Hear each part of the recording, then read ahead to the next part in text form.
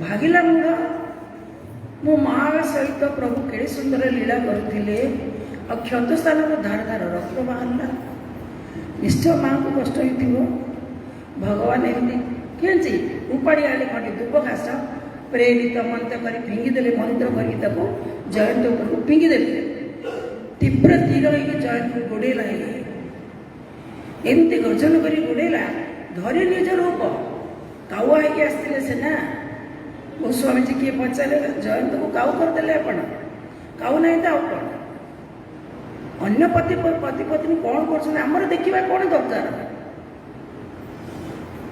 Cow माने सब हीन पक्षी तभी निज रूप धरी धाइला जुआड़े गले तीर गोड़ौची जुआड़े गले तीर गोड़ौची दौड़ दौड़ी ब्रह्मा के पाखु गला इंद्र के पाखु गला शंकर भगवान के पाखु गला किए रक्षा कर भगवान के पाखे अपराध करके आस सब कहे भाग भाग भाग आम रक्षा कर जा अपराध कर भगवान के पाखे एपटे सेपटे बुलूची जुआड़े गले तीर गोड़ौची जुआड़े गले तीर गोड़ौची ना रास्ता नारद देखीदे नारद देखा विकल जयंता नारद देखा विकल जयंता नाची दया को बरसित संता अथवा तुर करा कवि जाई राजी राजिया रसर बुराई राम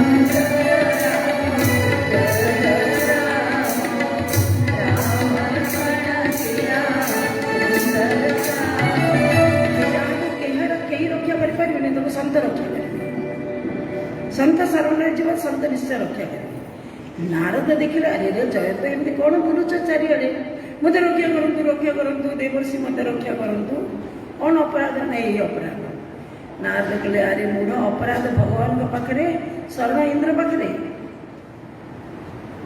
जो अपराध कर सीना जा शरण बसा पड़ो अपराध आम जो करवा से क्षमा मांगे पड़ो पितामाता पाखे अपराध कर गुरु को आसी क्षमा मांगा क्षमा कर गुरुदेव करेंगे कहून कहून आम खाली शुणुचु आम कि आम आपन को डाकिचु आपन खाली कहते आम कि कहते हाँ ना ये ଏଠି ସମସ୍ତଙ୍କର ସମାନ ଅଧିକାର ଅଛି। ଯୋଉଠି ଅପରାଧ କରିଛେ ସେଠି ଯାଇକି କ୍ଷମା ମାଗିବାକୁ ପଡ଼ିବ। ଯା ଯା ଯା ଯା ତ ଦୌଡ଼ି ଆସିଲା ଭଗବାନଙ୍କ ଚରଣରେ, ତ୍ରାହି ତ୍ରାହି ଆରତର ବୁରାଇ, କ୍ଷମା କରନ୍ତୁ ପ୍ରଭୁ, ଏ ଦାସ ଅପରାଧ କରିଦେଲା। ଗୋସ୍ୱାମୀ ରାଗି ଗୋଟେ ଦୋହା ଲେଖିଲେ, ଯଦ୍ୟପି ଏନେ ବଧ ଉଚିତ, ଯେଉଁ ଅପରାଧ କରିଛି ବଧ କରିବା କଥା ଆକୁ, ଲେକିନ ଶରଣାଗତ ଭଗବାନ ତ ଆମର ବଞ୍ଚତା ପୁରୁଷୋତ୍ତମ ବଡ଼ ଉଦାର ପ୍ରଭୁ, ଶରଣ ପଶିଲାଣି ତ କ'ଣ ତାକୁ କରି ଏକ ଦୃଷ୍ଟି ତ ଯା ଭବାନୀ। ଏକ ଦୃଷ୍ଟି ମାନେ କେତେ ଜଣ କୁହନ୍ତି ତାର ଗୋଟେ ଆଖି ଫୁଟେଇ ଦେଲେ ବୋଲି, ନାଇଁ ଆମର ପ୍ରଭୁ ଏତେ କ୍ରୂର ନୁହନ୍ତି। ଅପରାଧ କଲା, ଶରଣ ପଶିଲାଣି ନା ଆସିକି ଆଖି କେତେ କୋମଳ, ଆଖି ଗୋଟେ ଫୁଟେଇ ଦେବେ, ନାଇଁ ନାଇଁ। ଏକ ଦୃଷ୍ଟି ମାନେ ଏକ ଲୟ। ଈଶ୍ୱର ସଂସାରକୁ ଆସିଛନ୍ତି ମାନେ ମାନବ ଶରୀରରେ ମାନବୀୟ ଲୀଳା କରୁଛନ୍ତି, ତାକୁ ଏକ ଲୟରେ ଦେଖ ତମେ, ଦୃଷ୍ଟିକି ଠିକ କର ତମର। ଭଗବାନଙ୍କୁ, ଗୁରୁଙ୍କୁ, ପିତାମାତାଙ୍କୁ କେବେ ସନ୍ଦେହ କରନି, ପରୀକ୍ଷା କରନି। ଏକ ଲୟରେ ତମେ ଏକ ଦୃଷ୍ଟି କରିଦେଲେ ତାକୁ କହିବା ମାନେ ଜୟନ୍ତକୁ ଦିବ୍ୟ ଜ୍ଞାନ ପ୍ରଦାନ କରିଦେଲେ। ଜୟନ୍ତ କହିଲେ, ପ୍ରଭୁ ମୁଁ ଆପଣଙ୍କର ପ୍ରଭାବ ଦେଖିଲି, ମୁଁ ଜାଣିଛି ଆପଣଙ୍କର ସ୍ୱଭାବ ବି ଆପଣ ରକ୍ଷା କରିବେ ମୋତେ, କିନ୍ତୁ ଆପଣଙ୍କ ପ୍ରଭାବ ମଧ୍ୟ ମୁଁ ଦେଖିଲି। ଏବେ ଜୟ ଜୟକାର କରି ଜୟନ୍ତ ଚାଲିଗଲେ।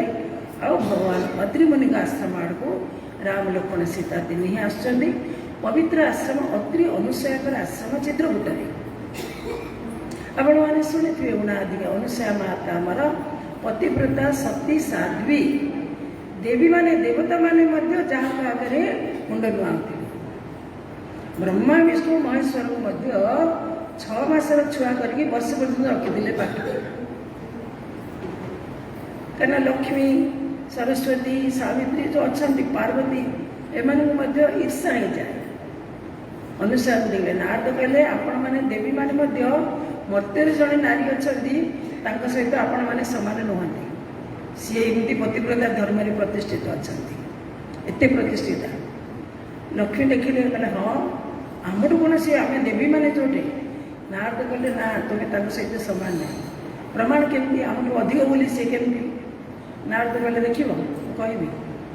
ଗୋଟେ କାଚର ଯେଉଁ ପିଲାମାନେ ବାଟି ଖେଳୁନାହାନ୍ତି, କାଚର ବାଟି, କାଚର ଗୋଟେ ବାଟି ଗୋଟେ ଆଣି ନାରଦ ଦେଲେ, ଲକ୍ଷ୍ମୀଙ୍କୁ ଦେଲେ, ମା ଏଇଟା ଟିକେ ସିଦ୍ଧ କରିଦେଲ, ସିଝେଇଦେଲ। ଅସମ୍ଭବ। ଲକ୍ଷ୍ମୀ କହିଲେ, ଏଇଟା କେବେ ସିଝିବ? କାଚର ବାଟିଟା କେବେ ସିଝିଲାଣି? ସିଝିବନି। ସେମିତି ବ୍ରହ୍ମାଙ୍କ ସ୍ତ୍ରୀକୁ ଦେଲେ, ସେମିତି ପାର୍ବତୀକୁ ଦେଲେ, କିଏ କହିଲେ ଏଇଟା ସିଝିବାଟା ସମ୍ଭବ ନାହିଁ, ଏଇଟା କେମିତି ସିଝିବ? ତାହେଲେ ଦେଖିବ କେମିତି ସିଝିବ? ମର୍ତ୍ତ୍ୟମାନେ ଦେଖୁଛନ୍ତି। ମର୍ତ୍ତ୍ୟକୁ କହିଲେ, ଅନୁସୂୟା ମାଙ୍କୁ କହିଲେ, ମା ଆଗ ଟିକେ ସିଝେଇ ଦେଲ, ଟିକେ ଆଳୁ ସିଝେଇଲ ବୋଲି। ସାଙ୍ଗେ ସାଙ୍ଗେ ନେଇଗଲେ, କରେଇରେ ପାଣି ବସେଇକି ତାକୁ ପକାଇଦେଲେ। ପତି ପରମେଶ୍ୱରାୟ ନମଃ, ପତି ପରମେଶ୍ୱରାୟ ନମଃ, ପତି ପରମେଶ୍ୱରାୟ ନମଃ 3 ଥର ଯେମିତି କହିଲେ, ତାକୁ ମୁଗ ଫୁଟିକି ଆଳୁ ଯେମିତି ସିଝେ ସେମିତି ସିଝିଗଲା। ଏମାନଙ୍କୁ ଦେଖି ବଡ଼ ଈର୍ଷା ହେଇଗଲା। ଏମିତି ପତିବ୍ରତା ସାଧ୍ୱୀ, ଆର ସତୀତ୍ୱ ନଷ୍ଟ କରିବାକୁ ପଡ଼ିବ। ଏହା ଭାବିକି ବ୍ରହ୍ମା, ବିଷ୍ଣୁ, ମହେଶ୍ୱର 3 ଜଣଙ୍କୁ ପଠେଇଲେ, ଯାଅ ସବୁ ତୁମେ ଯାଇକି ତାର ସତୀତ୍ୱ ନଷ୍ଟ କର। ଭଗବାନ ବ୍ରହ୍ମା, ବିଷ୍ଣୁ, ମହେଶ୍ୱର ଆସିଲେ, ଆଉ ଭଲକି ତାଙ୍କର ସତୀତ୍ୱ ଦେଖେଇବା ପାଇଁ, କେମିତି ଇଏ ପତିବ୍ରତାରେ ପ୍ରତିଷ୍ଠିତ ଦେଖେଇବା ପାଇଁ ଆସିଲେ 3 ଜଣ ବ୍ରାହ୍ମଣ ବେଶରେ। ଭିକ୍ଷା ଦେଇ, କୁଟୀର ଭିତରେ କିଏ ଅଛ, ଭିକ୍ଷା ଦରକାର। ଅନୁସୂୟା ମା ଆସିଲେ, ଦେଖିଲେ 3 ଜଣ ବ୍ରାହ୍ମଣ ଆସିଛନ୍ତି। କ'ଣ ଭିକ୍ଷା ନାହିଁ, ମା ଟିକେ ସତ୍ୟ କଲେ ଭିକ୍ଷା ମାଗିବ ଆମକୁ। କ'ଣ ସତ୍ୟ? ଭିକ୍ଷା ମାଗିବେ ପରେ ନା, ହଁ ଆପଣ ବିନା ବସ୍ତ୍ରରେ ଆମକୁ ଗୋଦକୁ ନେବାକୁ ପଡ଼ିବ, ବିନା ବସ୍ତ୍ରରେ। ଅନୁସୂୟା ମା କହିଲେ, ଆରେ ଆପଣ ବଡ଼ ଅସୁବିଧା ମାଗିଲେ, ମୋର ଶରୀରଟା ବୋଲି ତ ମୋର ଅଧିକାର ନାହିଁ। ଏ ଶରୀରଟା ମୋର ପିତାମାତା ମୋର ବିବାହ ସମୟରେ ମୋର ପତିଙ୍କୁ ଦାନ କରିଦେଇଛନ୍ତି, ତେଣୁ ଶରୀରଟା ମୋର ନାହିଁ। ଏ ଶରୀର ଉପରେ ମୋ ପତିଙ୍କର ଅଧିକାର ଅଛି। ଆପଣ କହିଲେ ବିନା ବସ୍ତ୍ରରେ ଶରୀର ଆପଣଙ୍କୁ ଦରକାର, ତ ମୋ ପତିଙ୍କୁ ମୁଁ ପଚାରିକି ଆସିବି। ସିଏ ହଁ କଲେ ମୁଁ ଆରାମସେ ଆଣିବି ଆପଣଙ୍କୁ। ଯାଇ ପଚାରିଲେ ଅତ୍ରିମୁନିକି, ଅତ୍ରିମୁନି ତ ତ୍ରିକାଳଦର୍ଶୀ, ସେ ଯୋଗରେ ଜାଣିଦେଲେ, ଓ ଠିକ୍ ଅଛି ମା, ଯାଅ ଅନୁସୂୟା ଯାଅ। କମଣ୍ଡ ଗୋଟେ ପବିତ୍ର ଜଳ ଦେଇଦେଲେ, କହିଲେ ଏଇ ଜଳ ନେଇକି ତାଙ୍କର ଉପରେ ପକେଇଦିଅ, ତାଙ୍କୁ ବିନା ବସ୍ତ୍ରରେ ନେଇକି ଆସ। ଯାଅ। ଏ ନେଲେ ପତି ପରମେଶ୍ୱରାୟ ନମଃ ଯେମିତି ଜଳ ପିଇ ଦେଇଛନ୍ତି। 3 ଜଣ ଯାକ 6 ମାସର ଛୁଆ ହେଇକି ହାମ୍ବୁଡ଼ି ହାମ୍ବୁଡ଼ି ଆସିଲେ। 6 ମାସର ଛୁଆ ହେଇକି ହାମ୍ବୁଡ଼ି ଆସିବେ। ତାପରେ ଯେ ସେ ମନେ ରଖିଲେ ମୁଁ ବ୍ରହ୍ମା ମୁଁ ବିଷ୍ଣୁ ସବୁ ଭୁଲିଗଲେ। ନହେଲେ ଶରୀରଟା ଛୋଟ ହେଇଥିବ ଭିତରେ ଭାବୁଥିବେ ମୁଁ ବ୍ରହ୍ମା ମୁଁ ବିଷ୍ଣୁ, କେହି କିଛି ନାହିଁ, ସବୁ ଭୁଲିଗଲେ। 6 ମାସର ଛୁଆ ହେଇକି ଆମ୍ବୁଡ଼ି ଆମ୍ବୁଡ଼ି ଆସିଲେ। 6 ମାସର ଛୁଆକୁ ବିନା ବସ୍ତ୍ରରେ ଧରିଲେ ଆମକୁ ଲଜ୍ଜା କିଛି ନାହିଁ। ତ ଆଣିକି ରଖିଲେ ପାଖରେ, ଯେମିତି ପିଲାଙ୍କୁ ଯେମିତି ପ୍ୟାର କରିବା କଥା କରିକି ଦୌଡ଼ରେ ଶୋଇକି ବହୁତ ସୁନ୍ଦର ସେବା କରିକି ରଖିଲେ। 6 ମାସ ବର୍ଷେ ପଳେଇଲା। ଏମାନେ ଦେବୀମାନଙ୍କୁ ବଡ଼ ଚିନ୍ତା ପଡ଼ିଲା, ଲକ୍ଷ୍ମୀ ସରସ୍ୱତୀ ଇତ୍ୟାଦି ସାବିତ୍ରୀ ସବୁ। ପାର୍ବତୀ ମା ସବୁ କ'ଣ କରିବା, ଆମ ପତିମାନେ ଆସିବେ କେମିତି? ନାରଦ କହିଲେ ମୋ ହାତରେ ବି ନାହିଁ, ଦେଖୁନ କେମିତି ସବୁ ଦୋଳିରେ ଝୁଲୁଛନ୍ତି, ତମେ ଯାଅ ତମ ପତିମାନଙ୍କୁ ଆଣିବ ଯାଅ। 3 ଜଣ ଦେବୀ ଆସିଲେ, ଆସିକି ଅନୁସୂୟାକୁ ପ୍ରଣାମ କଲେ, କହିଲେ ମା ମୁଁ ଲକ୍ଷ୍ମୀ। ସେ କହିଲେ ମୁଁ ବ୍ରହ୍ମାଣୀ, ବ୍ରହ୍ମାଙ୍କର ସ୍ତ୍ରୀ, ଆଉ ମୁଁ ପାର୍ବତୀ। ଆମର ପତିମାନଙ୍କୁ ଫେରେଇ ଦିଅ, ତମେ ପତିମାନଙ୍କୁ, ଆମ ଦ୍ୱାରା ଭୁଲ ହେଇଗଲା, ଆମେ ଆପଣଙ୍କୁ ସତ କଥା କହିଲେ। ଅନୁସୂୟା ମା କହିଲେ ମୁଁ ତ ତୁମର ପତିକୁ ଚିହ୍ନି, ମୋର ପୁତ୍ର ବୋଲି ମୁଁ ରଖିଛି, ନିଅ ତୁମ ପତିକୁ ଚିହ୍ନିକି ତମେ ନିଅ। ଏଇଠି ସତ୍ୟ ଜଣା ପଡ଼ିଗଲା। କିଏ କାହାକୁ ଧରିବେ? ମନେକର ପାର୍ବତୀ ଧରିବେ ଇଏ ମୋର ପତି, ଯଦି ଇଏ ବିଷ୍ଣୁ ହେଇଥିବେ ସରିଲା କଥା। ମନେକର ଲକ୍ଷ୍ମୀ କହିବେ ଇଏ ମୋର ପତି, ଯଦି ସେ ଶିବ ହେଇଥିବେ ତାଙ୍କୁ କେମିତି ଧରିବେ? ବଡ଼ ହଇରାଣରେ ପଡ଼ିଗଲେ ସମସ୍ତେ। ନାଇଁ ମା ଆମେ ପତିମାନଙ୍କୁ ଚିହ୍ନି ପାରିବୁ, ଆମର ପତି କିଏ ଆମେ ଚିହ୍ନି ପାରୁନୁ। ଆଉ ଥରେ ପତି ପରମେଶ୍ୱରାୟ ନମଃ ଯେମିତି କହିଲେ, 3 ଭଗବାନ ଦର୍ଶନ ଦେଲେ। ବୋଲ ଆନନ୍ଦ କଲେ ଭଗବାନ କି ଜୟ ହୋ। এইভাবে ভাবে দত্তাত্রেয় ভগবান পুত্র রূপে ভগবান দত্তাত্রেয় ভগবান অনুসূয়াଙ୍କର ଯିବା ସମୟରେ ଏଭଳି ପୁତ୍ର ସନ୍ତାନ ଗୋଟେ ଦେଇକି ଯାଇଥିଲେ। ଏଇଭଳି ଯେଉଁ ଅନୁସୂୟା ମାଙ୍କର ଆଶ୍ରମକୁ ଭଗବାନ ଆଜି ପଦାର୍ପଣ କଲେ। ଯେମିତି ଯାଇ ପହଞ୍ଚିଲେ, ଅତି ଅନୁସୂୟା ଆସିଲେ, ଭଗବାନଙ୍କୁ ସୁନ୍ଦର ଭାବରେ ସ୍ୱାଗତ କରିକି ନେଲେ, ଚରଣ ସେବା କଲେ, ଦିବ୍ୟ ଆସନରେ ବସେଇଲେ, ଆଉ ପ୍ରାର୍ଥନା କଲେ, ସ୍ତୋତ୍ର ପାଠ କଲେ। ପଢ଼ିବା ଟିକେ ଶୁଣା। ନମାମି ଭକ୍ତ, ଏ ଯେଉଁ ରାମଚରିତ ମାନସରେ ଏମିତି ସବୁ ସ୍ତୋତ୍ର ଦେବା ସବୁ ପଢ଼ିଲେ ବହୁତ ଭଲ ଲାଗେ। ଆମର ଏ ଭଜନ ବହି ଅଛି, ଏ ଯେଉଁ ବହି ନାହିଁ ଏଥିରେ ବି ଅଛି। ନମାମି ଭକ୍ତ ବଚଳଂ କୃପାଳୁ ଶୀଳ କୋମଳଂ ଭଜାମି ତେ ପଦାମ୍ବୁଜଂ ଅକାମିନା ସୁଦାମଦଂ ନିକାମ ଶ୍ୟାମ ସୁନ୍ଦରଂ ଭବାମ୍ବୁନାଥ ଅନ୍ତରଂ ପ୍ରଫୁଲ୍ଲ କଞ୍ଜଲୋଚନଂ ମଦାଦିଦୋଷ ମୋଚନଂ ପ୍ରଳମ୍ବମାଉ ବିକ୍ରମଂ ନଭో ପ୍ରମେୟ वैभवं निष्काम श्याम सुन्दरं भवाम्बुनाथ मङ्गलं प्रफुल्ल कञ्जलोचनं मदादिदोष मोचनं प्रणम्बबाहु विक्रमं प्रभो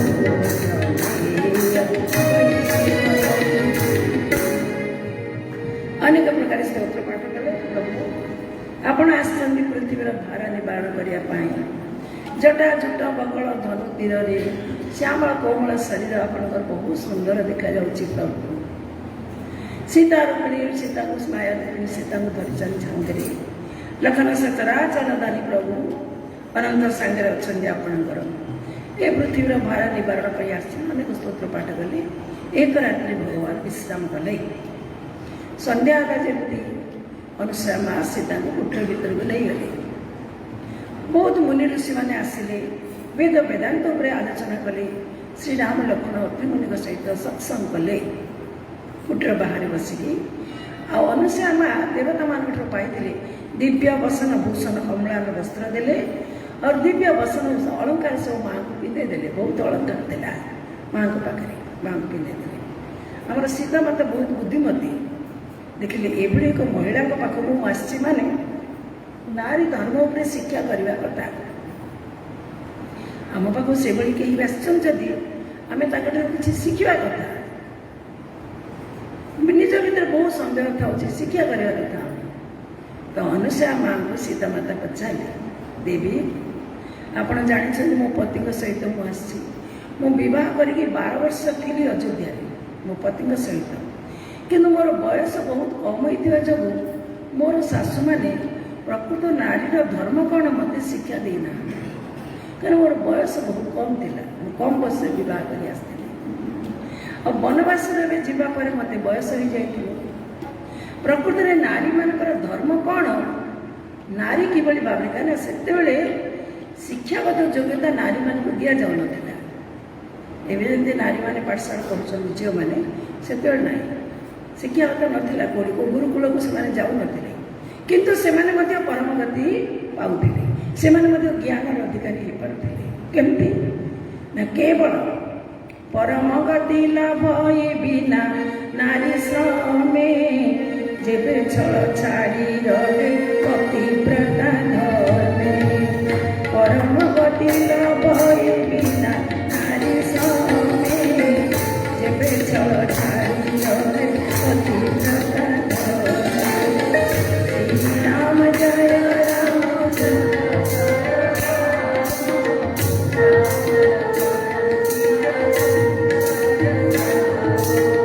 ପତିବ୍ରତା ଧର୍ମକୁ ପାଳନ କରିକି ନିଷ୍ଠାର ସହିତ ପରମଗତିକୁ ଏମାନେ ଲାଭ ହେଉଥିଲେ, ଦିବ୍ୟ ଜ୍ଞାନର ଅଧିକାରୀ ହେଇପାରୁଥିଲେ।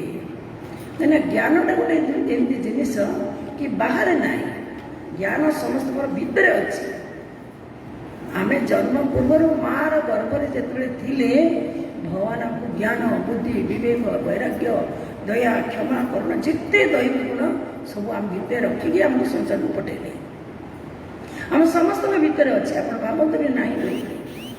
କିନ୍ତୁ ତାକୁ ଉଦ୍ରେକ କରିବା ପାଇଁ ଶାସ୍ତ୍ର ଦରକାର, ତାକୁ ଅନୁଭବ କରିବା ପାଇଁ ଜପ ଧ୍ୟାନ ଦରକାର, ତାକୁ ଅନୁଭବ କରିବା ପାଇଁ ଗୁରୁ କୃପା ଦରକାର, ଗୁରୁ ଶରଣାଗତି ଦରକାର, ସତ୍ସଙ୍ଗ ଦରକାର। ଏମିତି ଭାବନ୍ତୁନି କି ଗ୍ରନ୍ଥ ପଢ଼ିଲେ ଆମକୁ ଜ୍ଞାନ ଆସିବ। ବହି ପଢ଼ିଲେ ଯେଉଁ ଜ୍ଞାନ, ତାକୁ ପୋଥିଗତ ଜ୍ଞାନ କୁହାଯାଉଛି। ଅନୁଭବ ଜ୍ଞାନ ଆସିବ ଭିତରୁ, ସାଧନା କଲେ, ପ୍ରାର୍ଥନା କଲେ, ଜପ କଲେ, ଧ୍ୟାନ କଲେ, ସତ୍ସଙ୍ଗରେ ବସିଲେ ଆମ ଭିତରେ ଯେଉଁ ଦିବ୍ୟ ଜ୍ଞାନ ଅଛି ସେଇଟା ଅଟୋମେଟିକ୍ ଉଦ୍ରେକ ଆସିବ। ସେଇ ଜ୍ଞାନ, ସେଇ ଜ୍ଞାନକୁ ଅନୁଭବ କରିବା ପାଇଁ ଆମକୁ ଏଭଳି ସବୁ କିଛି ଆୟୋଜନ ଆମେ କରୁଛେ। ତ ଅନୁସୟା ମା କହିବାକୁ ଲାଗିଲେ, ଅମିତ ଦାନୀ ଭର୍ତ୍ତା ବୈଦେହୀ। ହେ ସୀତେ, ଏ ସଂସାରରେ ସମସ୍ତେ ଅଛନ୍ତି, ଧୀରଜ ଧରମ, ଧୀରଜ ଧରମ ମିତ୍ର ଅରୁ ନାରୀ। ଆପଦ କାଳ ପରଖି ପହୁଚାରି, ଉଦର ଗୋବସ ଜଡ଼ ଧନ ହୀନା। ଅନ୍ନ ପତିର କ୍ରୋଧୀ ଅତି ଦୀନା। ସିୟା ରାମ ବୋଲୋ।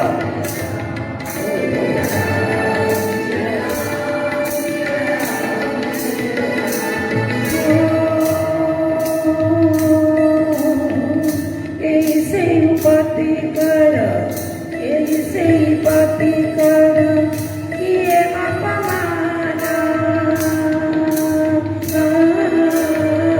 नारी पाव जमपुरे दुख नाना। सिया राम, सिया राम,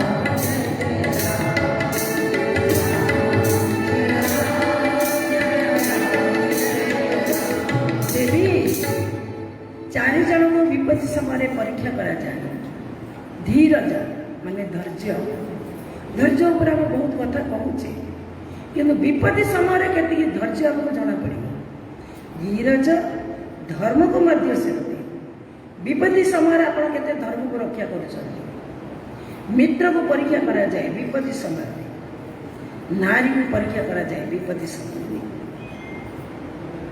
रोजगार आमर भल अच्छे, आम स्त्री आमको बहुत भल पाँच, आम फिगर बहुत सुंदर अच्छी, भल पाँच।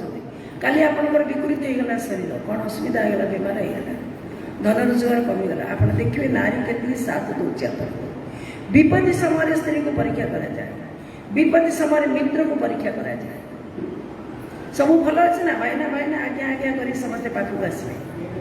काली आप असुविधार जदि पड़गले देखिए केते जन आपण पाखक आसुचंती,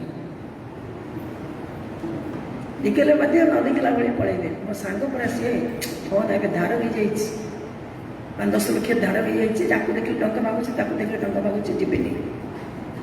ମିତ୍ରକୁ ପରୀକ୍ଷା କରାଯାଏ ବିପତ୍ତି ସମୟରେ। ଜଗତରେ 4 ପ୍ରକାର ପତିବ୍ରତା ନାରୀ ଅଛନ୍ତି, ଅନୁସୂୟା ମା କହୁଛନ୍ତି।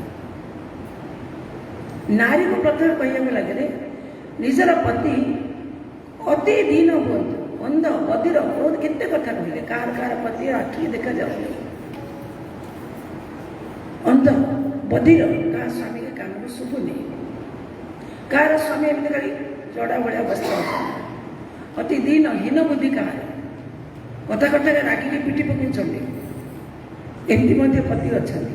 ହେଲେ ମଧ୍ୟ ଅନୁସୂୟା ମା କହୁଛନ୍ତି ଏଇ ସେଇ ଏମିତି ଅବଗୁଣ ଥିଲେ ମଧ୍ୟ ପତି ଭିତରେ ଏଇ ସେଇ ପତିକର କିଏ ଅପମାନ, ନାରୀ ପାପ ଯମପୁରୀ ଦୁଃଖ ନାନା।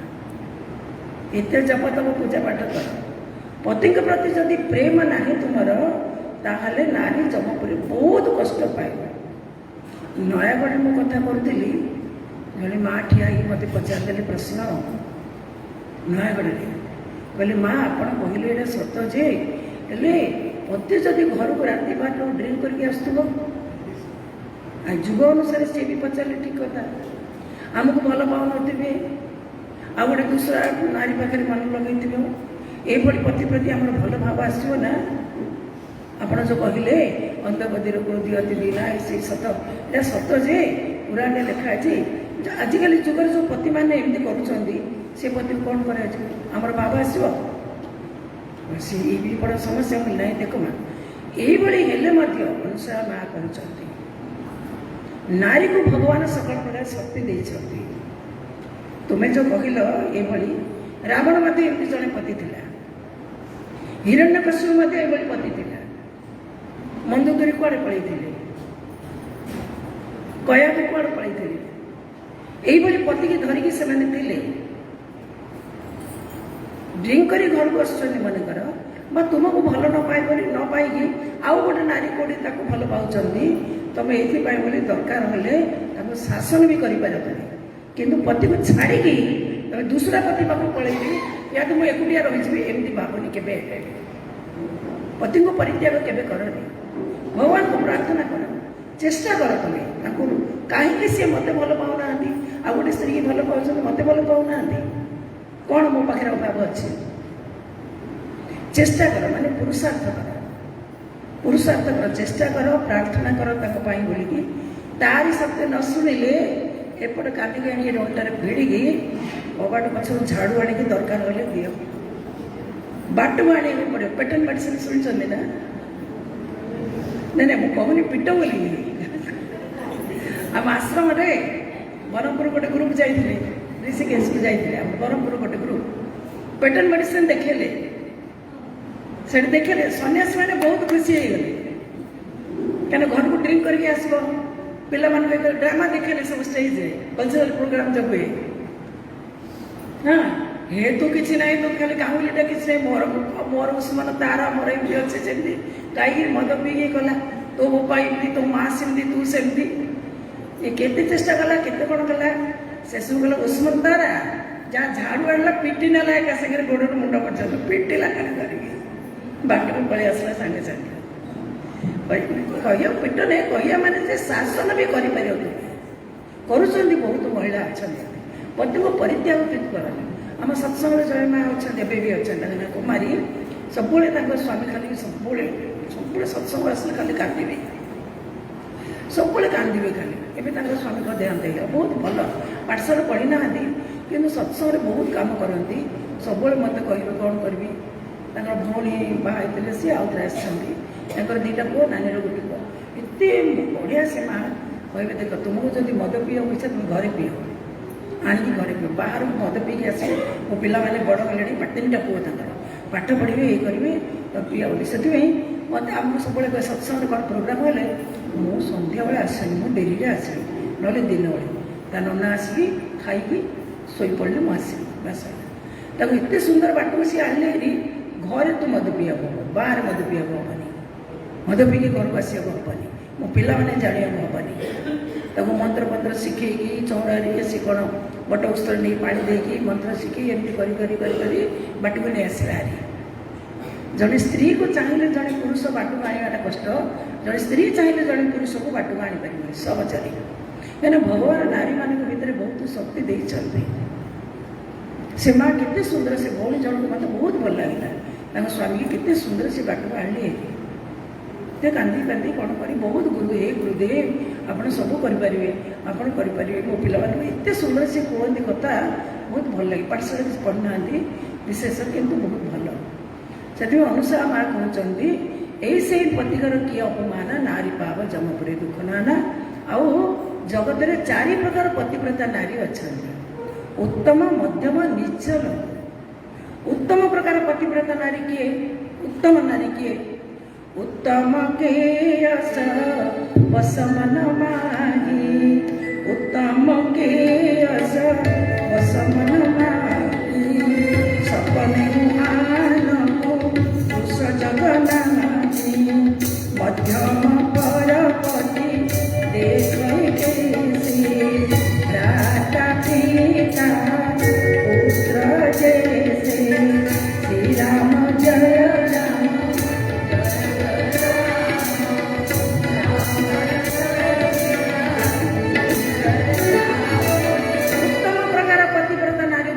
जाए जे जगत को नारीमय देखुची, जग में आन पुरुष जग ना, जगत पुरुष बोली किए अच्छा ना।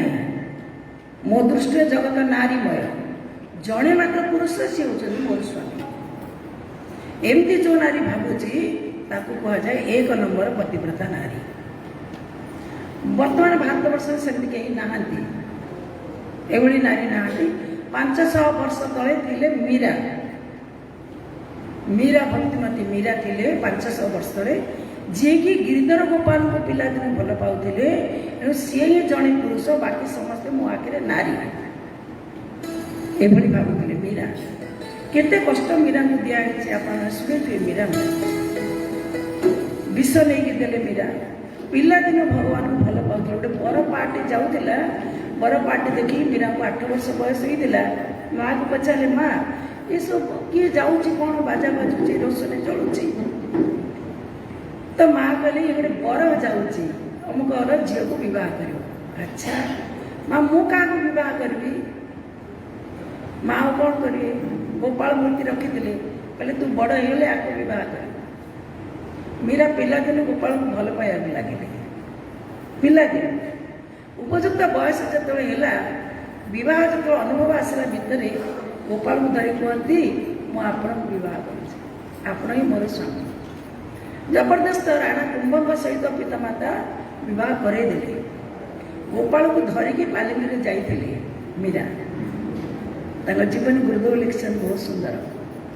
मोर गोटे रेडियो टपिक आसला गोटे थर, यहाँ मुझे जयपुर ऑल इंडिया रेडियो रे सेटा कटक बाजिला, बहुत केते थर बाजी, बहुत खुशी, बहुत बढ़िया होता। आजिकल किए रेडियो शुणुना किंतु कई शुणुंट, कई शुणुंट रेडियो टपिक। आम मझे मझे जा रेडियो टपिक देकी रास्ता। तो अनुसार सरी ये जो मीरा जी राणा कुंभ को कहले मो पितामाता आपन बह करदे जे मोर मन किंतु भगवान पाखे मोर गोपाल को ही पति रूप में भल पाऊँ। ये शरीर जहाँ आपणकर कि मोर मन मो भगवान पाखे। राणा हसीदे हाँ चल एमती, किंतु वास्तव में मीरा भगवान को एत भल पाते। मीरा को पछरे पछरे समस्ते विरोधी कले। मीरा गोटे नाटक कर गोपाल गोपाल, कि मीरा भीतर अभद्र चिंता बोली मीरा को खराब भाविले समस्ते। तेणु शाशु ननद विष नहीं देते पीवाई। तो मीरा मीरा गोपाल को पिया दिखती जहाँ आज मो शाशु आपण पठे सर्वत आप पी दिखती प्रभु। मीरा को लगे मो प्रभु पीऊँगी। पीला दासी आसी कहले माँ से विष मिशी। तो मीरा देखिए ये विष पड़ी मो प्रभु को मुझे देदेली। नाम को लेकर विष भी पी गई। देखो मीरा बाई, मीरा किसी है कंटकी तो सज्जा तले बड़ बड़ कंटा पकई ऊपर चदर पकई देगी। मीरा कहले शो ये। मीरा गोपाल को शुआई देले। ହାତ ଦେଖିଲେ ଏମିତି ବଡ଼ ବଡ଼ କଣ୍ଟା ଅଛି। ମୋ ପ୍ରଭୁ ଶୋଇପଡ଼ିଲେଣି, ଏଠି ଶୋଇଲେ ଭଗବାନଙ୍କୁ କୋଳରେ ଧରିକି ଭଗବାନଙ୍କ ନାମ ନେଇକି ଶୋଇପଡ଼ିଲେ। କଣ୍ଟା ମୀରାକୁ ଯେମିତି ଗୋଲାପ ଫୁଲର ସେଜରେ ଶୋଇଛନ୍ତି ସେମିତି ଅନୁଭବ ହେଲା। କେତେ ଭଲ ପାଉଥିଲେ ମୀରା ଭଗବାନଙ୍କୁ, ଦେଖନ୍ତୁ ବହୁତ। ଗୋଟେ ପଦ ମୀରାଙ୍କର ଚରଣରେ ପୁଷ୍ପାଞ୍ଜଳି। पग घुंघरू बांधे मेरा नाची रे, पग घुंघरू बांधे मेरा नाची रे, घुंघरू बांधे मेरा नाची रे,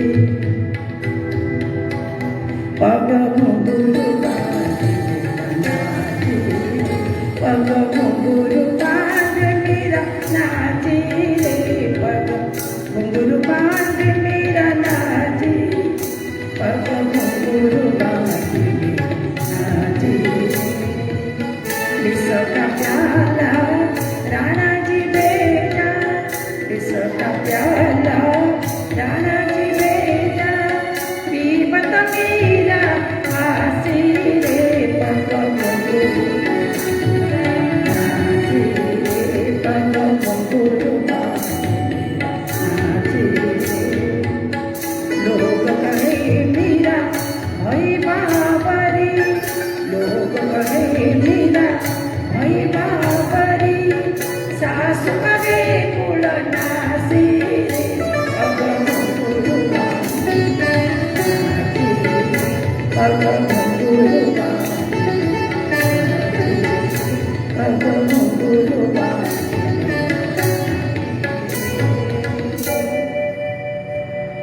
मीरा एमती बसिकी गीत लिखी स्वर करी गाइबी सेमती ना। बांक बिहारी मंदिर को जाती प्रणाम करे, स्वतः भीतर नाभि शब्द आसे। आज पर्यटन विशारद पिला कोर्स हो झी विशारद कर समय पग घुंघरू गाँव शुणिकी मुझे गीत गाँचे। से समय अकबर शासन समय यहाँ बीरबल तर कहले अकबर आम हिंदू धर्म को सम्मान करते। बीरबल कहले महाराज आपण थोड़े जा मीरा को दर्शन कर संध्या समय मीरा बांक बिहारी मंदिर को आरती दर्शन करके जाऊँ।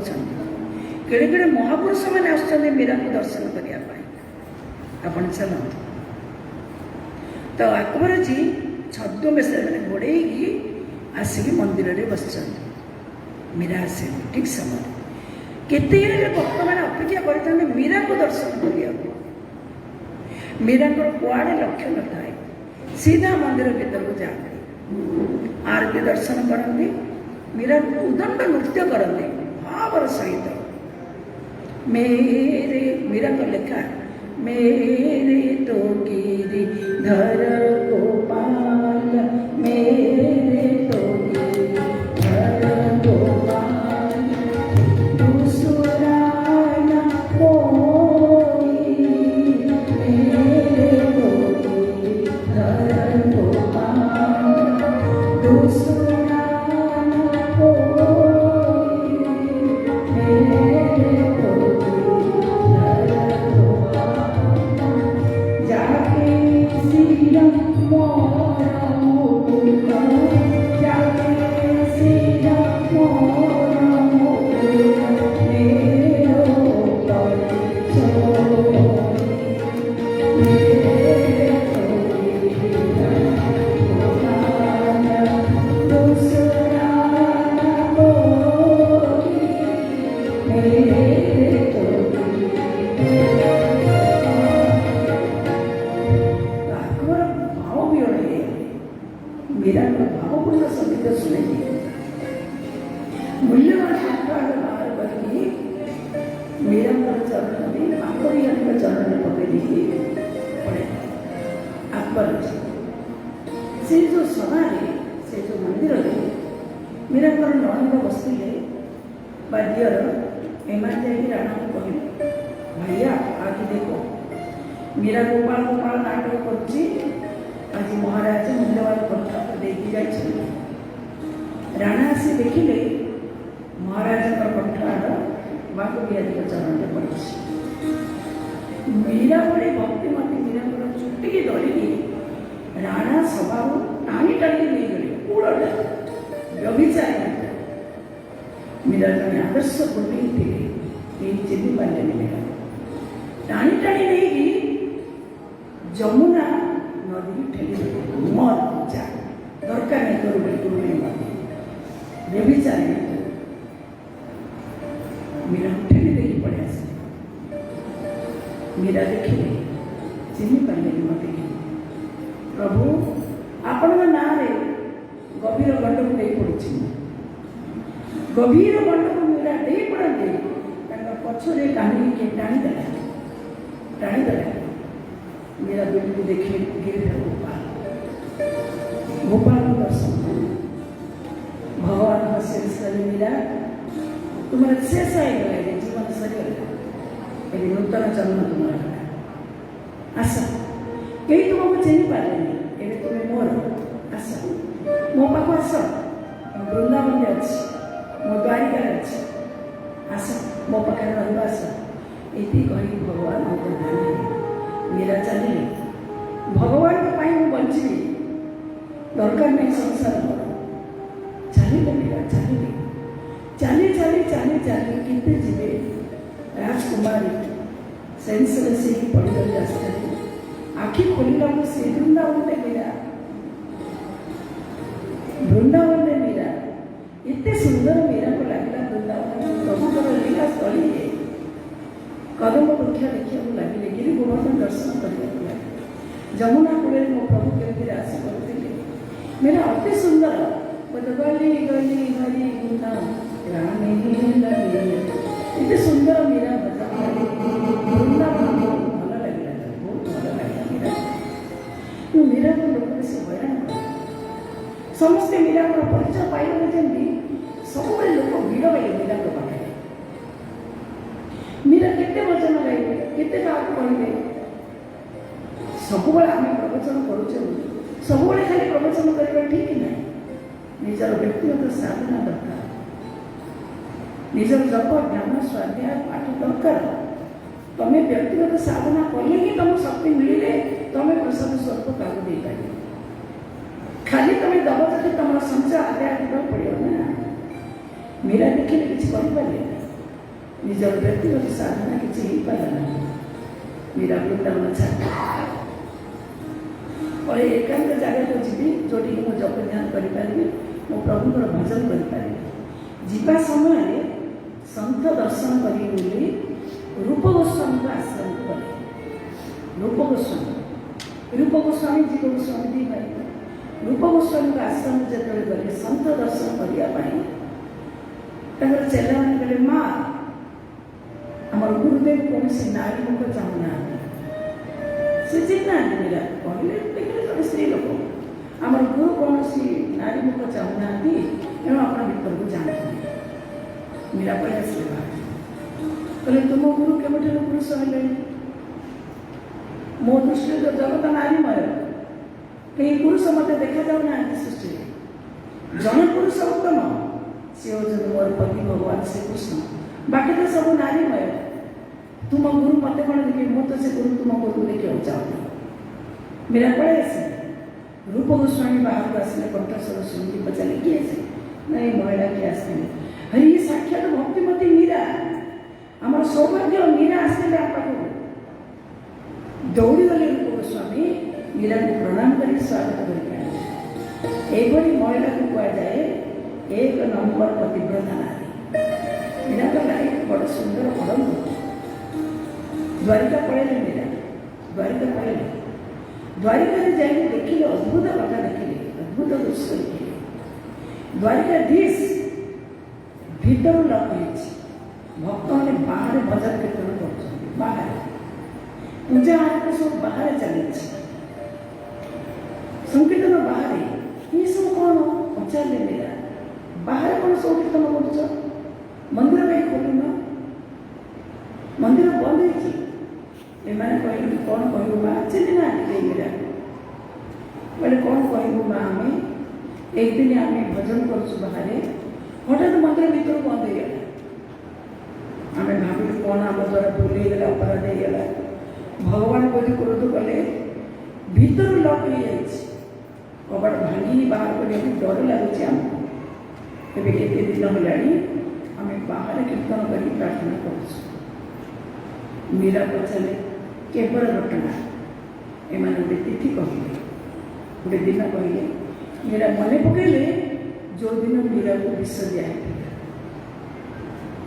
मीरा को जो दिन विष दिया भगवान रागिकी कहार को दर्शन करूना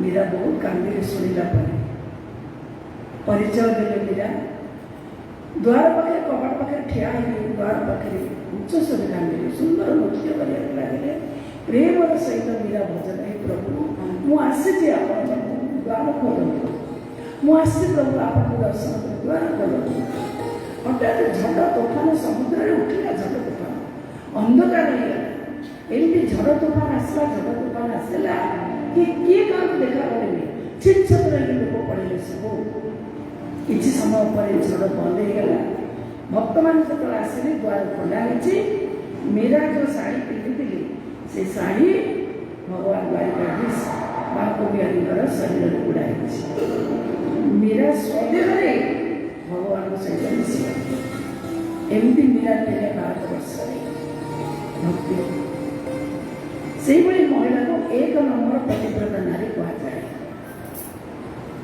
दूसरा पर पति देख कैसे भ्राता पिता पुत्र जैसे दुई नंबर पतिव्रता नारी क्या कहवा जे अन्य पुरुष को देखिले तीन संबंध लगा भ्राता पिता पुत्र आम देखा बस मो पु बयस एणु आम पु भाया कर मो पु पु बयस ना पु भाई देख आज्ञा बस मन मो बापा बयस बाबा नमस्कार प्रणाम कर बापा को आम देखुचे मो भाई बयस भाई नमस्कार ना सान भाई भाया पर पुरुष को बापा भाई पुओ संबंध लगाती जो महिला मैंने दुई नंबर पतिव्रता नारी कहुए भारतवर्ष अधिक रु अधिक महिला एमती अच्छे कहगला जिते समस्त अच्छे जिते बस पुरुष जाति अच्छे पर पुरुष कि आम संबंध लगाचे पवित्र संबंध